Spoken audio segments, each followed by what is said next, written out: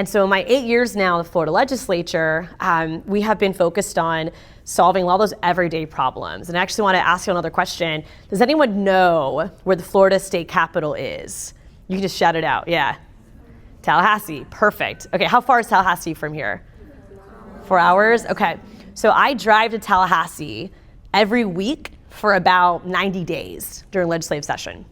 So when I say session, that's what I mean. It's like the process of bills becoming law and the process of us working on the state budget. Does anyone know how big Florida's state budget is? Just throw out some numbers. It is billions. Good job. About $115 billion.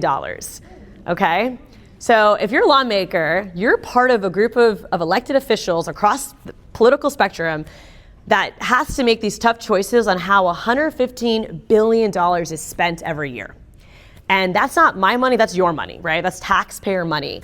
It comes from three main sources. So when you think about where that revenue stream is, a third of it's about federal funding. So we do get reimbursed for programs like Medicaid and other types of federal programs.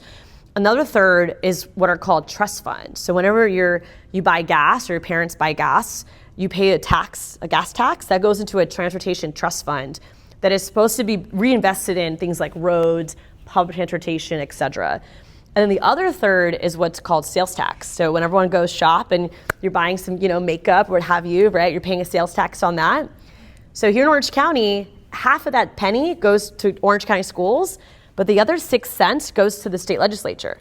And it generates upwards of $40 billion in revenue. That again, our responsibility, our constitutional responsibility is to decide where that money goes and how it's spent.